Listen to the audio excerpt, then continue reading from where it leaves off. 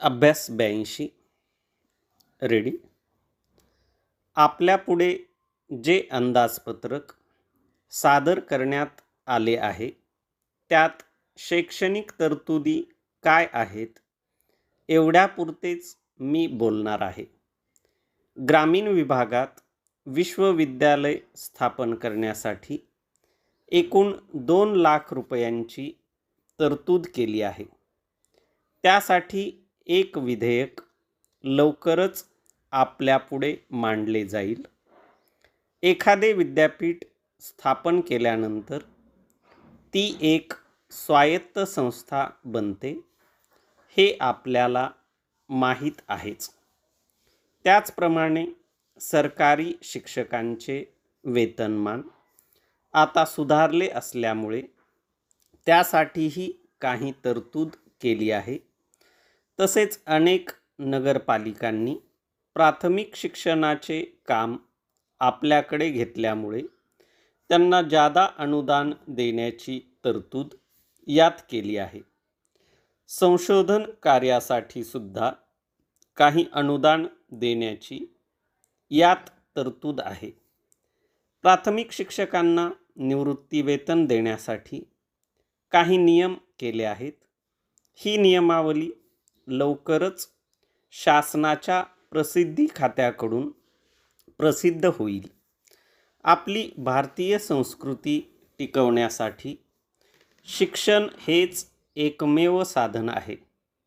ही सर्व जबाबदारी स्वीकारल्यानंतर साहजिकच त्यासंबंधी तरतूद कशी करावयाची हा प्रश्न सरकारपुढे आला व मग यासाठी आणखी कर लादणे अपरिहार्य आहे असा निर्णय सरकारला नाईलाजास्तव घ्यावा लागला. तेव्हा केवळ करवाढ होत आहे म्हणून नागरिकांनी सत्याग्रह करणे बरोबर होणार नाही.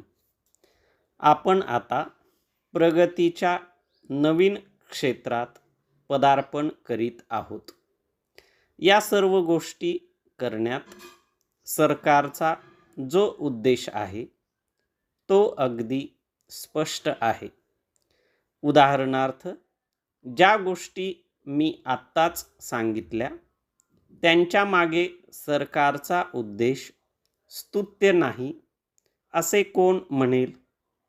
त्याचप्रमाणे निपक्षपाती दृष्टीने विचार केल्यास पुष्कळशा बाबतीत सरकारने काटकसर केलेली असून कोठेही उधळपट्टी होत नाही हेही आपल्याला कबूल केले पाहिजे. सरकारी कारभारात अंधाधुंदी असून ती नाहीशी केल्यास ही करवाढ करण्याची आवश्यकता राहणार नाही असे काही लोकांचे म्हणणे आहे.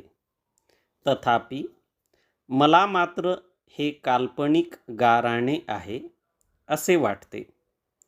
असे भयंकर आरोप करण्यापूर्वी आपली उन्नती याच सरकारने किती केली आहे याची जाणीव आपण आपल्या मनाशी बाळगली पाहिजे. असे आरोप करण्याऐवजी काही विधायक सूचना केल्या गेल्या असत्या तर सरकारने त्यांचा अवश्य विचार केला असता. मला जे काही सांगावयाचे होते ते मी सांगितले आहे. तेव्हा आता विनाकारण आपला जास्त वेळ न घेता किंवा जास्त उहापोह न करता सरकारने जी शिक्षणविषयक व्यवस्था केली आहे तीबद्दल सरकारचे अभिनंदन करून मी माझे भाषण पुरे करतो.